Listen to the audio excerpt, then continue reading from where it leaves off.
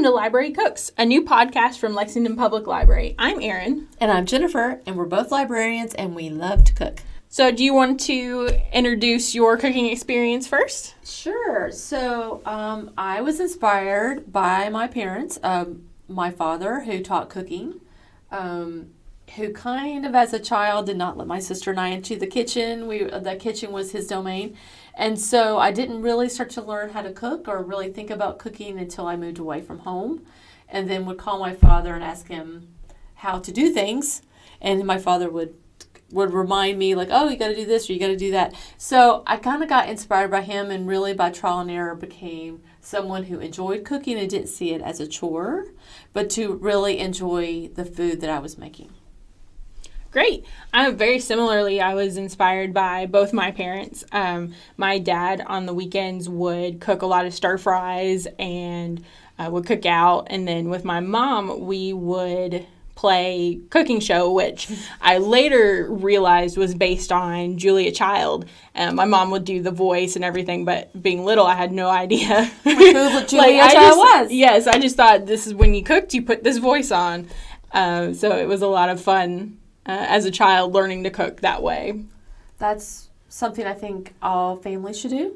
I think you should teach your children how to cook. Or if there's that uncle or aunt or that person in your family that's the cook, I think I would definitely introduce my kid to that child, to that person, and let them cook. I think you can learn a lot from that. I mean, I think I learned from my grandmother, my mom.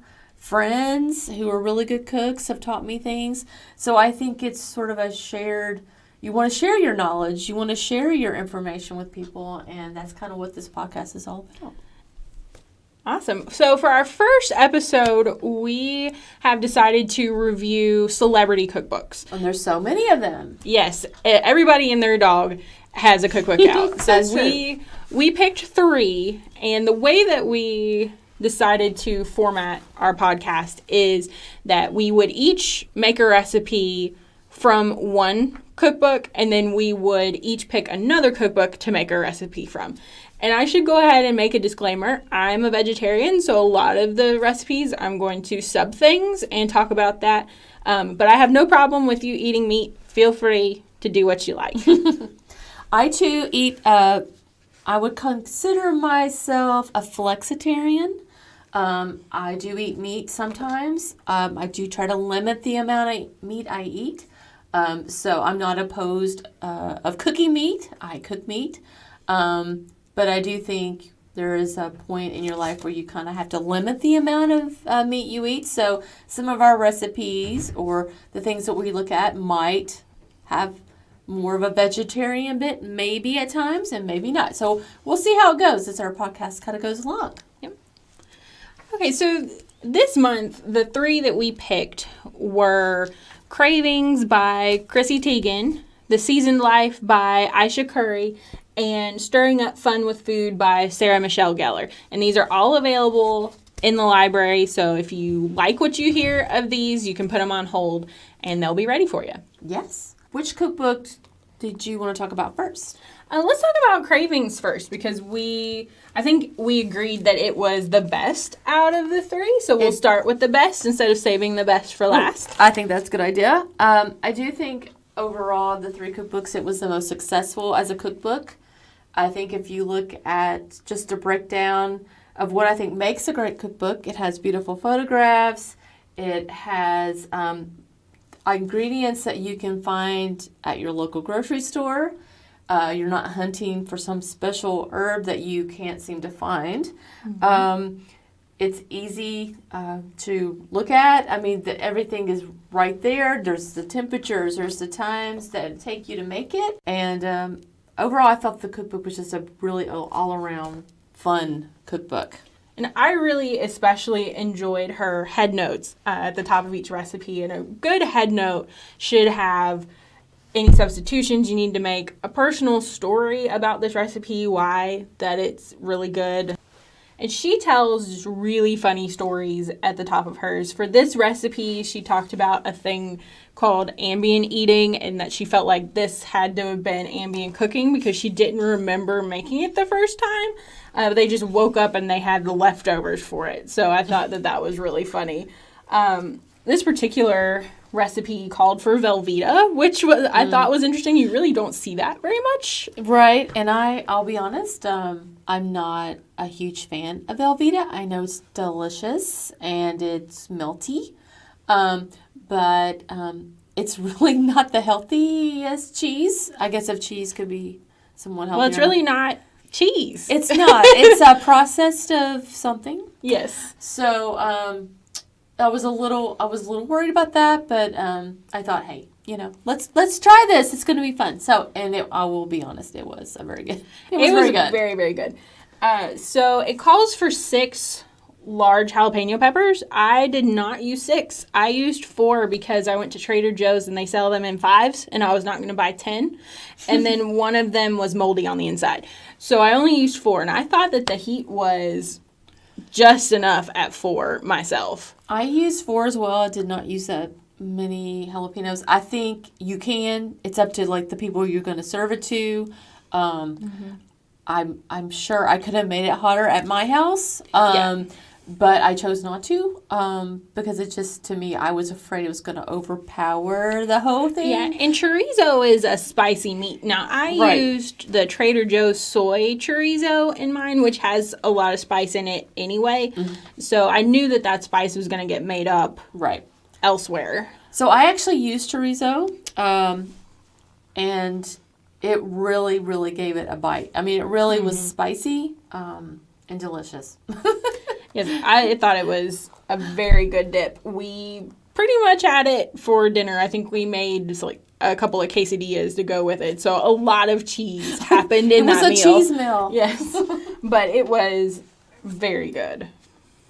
Well, I chose to do a recipe from The Seasoned Life by Ayesha Curry. And I did not, her cookbook is also a very beautiful cookbook, beautiful photographs, but I chose to make her, let's go back. Her cookbook is much healthier, let's say, than Chrissy Teigen's cookbook. Yeah. She does have some lovely stories throughout the book, but I chose to pick something that was a little healthier. So, and I ended up doing a little bit of substitutions for her salad dressing. So, and why did you do that? Oh, and I did that because I thought it might be a little bland. So I'll talk a little bit about what I made, which was the pear and arugula salad with shaved Parmesan. The ingredients were very simple. I think I grow a lot of herbs myself, and so I had some frozen, but it calls for thyme. I believe you could use dried thyme, but I think if you have the ability to use fresh herbs, you should try that. It was basically pears, walnuts, a dressing, and arugula salad with some Parmesan, which is a very simple salad. You can make this a meal if you wanted to. If you wanted to serve a meat or maybe even a pasta dish, risotto or something like that. Yeah. I changed the dressing because I really did think it was bland, and I am someone who loves vinegar. So I actually had pear vinegar at my house and decided to make a pear balsamic vinegar dressing to go with it, which was a little bit of a Dijon mustard, a little lemon juice, a little salt, a little pepper, and olive oil. And it ended up being a little more of a bite to the salad. So I did try it with the dressing that she mentioned, and I just thought it needed more. And so I decided to change it up. I think that's also really common with cookbooks. I don't want to generalize about celebrity cookbooks that they tend to be more bland, but I feel like some cookbooks, especially ones that are trying to appeal to a very general audience or a beginner audience for cooking, they do tend to be a little more bland, which is not bad at all. No, we're not saying that. And it's very easy to update it to your taste, just like right. And I think if you're comfortable and you have the ingredients and you've made something like this before, I like to make salad dressings. I do not purchase salad. I don't buy salad dressings anymore. I found that I can whip up something just as quick as I can. Okay, yeah. It's not as quick as like opening the top of it and pouring it on your salad. But I think there's something to be said about knowing what you put in it. So I really enjoyed the salad. I thought the salad was delicious. But I did change the dressing. And it sounds like it would be a great side salad for a meal too. And so maybe, if you are serving it as a side, using the more basic olive oil and lemon will really complement what else you choose to put with it. That's true. And she does make a suggestion. I will say this. She does make a suggestion in the book of another salad dressing that she has made within the book. And you could have used that. But the actual ingredients, if I was just breaking down the recipe, I did exactly what the recipe said for our podcast and then decided to change it. So my other cookbook was Stirring Up Fun with Food by Sarah Michelle Gellar, and I made mini broccoli cheddar bread puddings, and broccoli cheddar is my Achilles heel. I will, if it has broccoli cheddar on it, I will eat it. So I was really excited to see these in here. It was pretty simple to make. The one kind of criticism I have about the book is that it doesn't give you an idea of how long the recipe is going to take. You have to read through it to actually see how long it's going to take you. So just reading through it, it looks like it's like half an hour maybe, but in reality it took almost an hour to do all the prep work and get it in the oven. So longer than you actually thought. Yeah, so a lot longer than I thought. And I'm pretty experienced with reading a recipe and knowing how long it's going to take. But this one, there was definitely some hidden prep in You there. really need to read the recipe. Yes. And I will suggest really quick, just as a cookbook reader, and we both are, that if before you start making a recipe, always make sure you read through the entire recipe at least once before you even try to make it, because you will find that you might miss a step. Yes. So that's happened to me. Yes, that's happened to me multiple times. I also, even though I don't practice what I preach, I do recommend that you go ahead and have all of your ingredients together. Very important. I tend not to do that, and that probably is what added time to me making the recipe. Is I like to get something going and then go get something else, but that's just how I cook. Well, I'm the opposite of that, and I am probably too prepared and have everything setting out. Probably if it's not refrigerated, I probably have it setting out because I know I'm going to make it later. And so I'm a little bit anal about that. So, like, I have to see all the ingredients right there. So I'm like, yes, okay, I know what I'm doing. I'm going for this. Yeah. So the thing with this particular cookbook, the Stirring Up Fun with Food, is it's very family and kid oriented. So the portion sizes are a little smaller. I was actually worried that this recipe is supposed to make 12 muffin-sized bread puddings. I was afraid it wasn't going to. I was afraid that it was going to be short.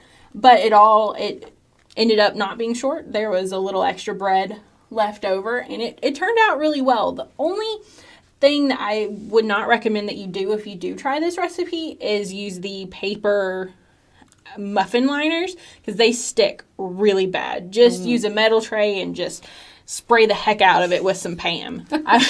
I wouldn't try to use because we were like picking it off the bottom with our fingers, even spraying it down as well. Good. So I just wouldn't use them. So what was the bread base of that particular recipe? It was brioche, and so that can be a little harder to find. I think Kroger has it sometimes. I do most of my shopping at Aldi.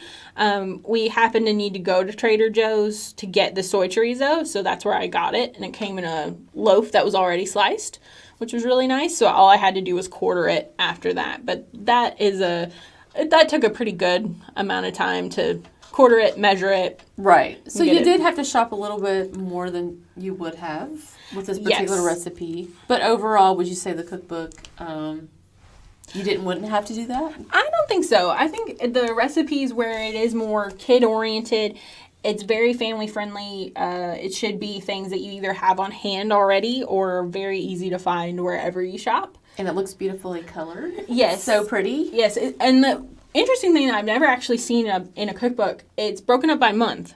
and it's color-coded by month, but I really like there are 2 themed sections in it for Star Wars and Shark Week. So if you have kids that are into Star Wars or sharks, you can get them to try some new things with this cookbook, I think. And I think this would be a good cookbook to hand to your child and say, pick something out of here. And I think they'd be able to. Let's do something fun together in the kitchen. Yes. Yeah. And this book, also, the co-author of this book, her child prefers to eat food on sticks. So there is a lot of food on sticks in this. So if you're opposed to sticks, this is not the book for you. If you have a lot of kebab skewers around, I think you'll be great to make a lot of the different things. This is your cookbook. Yes. I mean, there's even tortellini on a stick. So wow. I've never seen something like that. But if that's how your kid, if you get them to eat by putting it on a stick, more power to you. Whatever you got to do. That's true. Okay, so overall, your impression of the cookbooks that we tried, what do you think? I think that all 3 of them were nice. Cookbooks, I think they all had some beautiful photographs. Mm-hmm. I do think overall, and like we said at the beginning of our podcast, that Chrissy Teigen's book, Cravings, was really overall the better cookbook. Mm-hmm. It just, the layout of the cookbook was better. I think that the cookbook had more photographs in it. Mm-hmm. The ingredients were a little more basic. There were things that you could find. And I think there was no having to hunt to look for information in that particular cookbook, where I do find that the other 2 did. Yes, absolutely. The Chrissy Teigen's book, right at the top, it tells you the servings, it tells you your prep time, and it tells you your total time. So it tells you how long you should expect to prep your ingredients and how long they should cook. And I felt like that's my pet peeve with a cookbook. If it doesn't tell me, I don't like it. Well, I think you want to have an outcome. You want to know how, if you're a busy person and you're working and you want to make something because it looks like something you would like. Yeah. And then you're just like, well, how long is this actually going to take me? And you read at the end of the page, it's going to take you an hour of prep, or it's going to cook for this long. You might change your mind, or you've already started cooking it and realize you don't have enough time. And so I think that's really, really important when you're looking at a recipe and or a cookbook. So for our next podcast, we are going to take a look at Kentucky cookbooks, and I think it'll be fun. And I think being here in the state of Kentucky, we're going to find lots of cookbooks for us to review. And so it might be hard for us to narrow it down. Yes. So we will also, ahead of the Derby, we'll see what we can find as far as mint juleps and different things with some bourbon in it. So we'll have it well ahead of the Derby, since this next episode will be out in April. So maybe some appetizers to have at your Derby party, maybe something fun. Yes, and we will have on the podcast website, we will have the list of the books that we are going to review. We'll also have the list of the books that we just reviewed and the recipes that we tried. Thank you so much for listening to us. Yes, thanks. And hopefully you will come back and listen to us next month. See you then. Bye.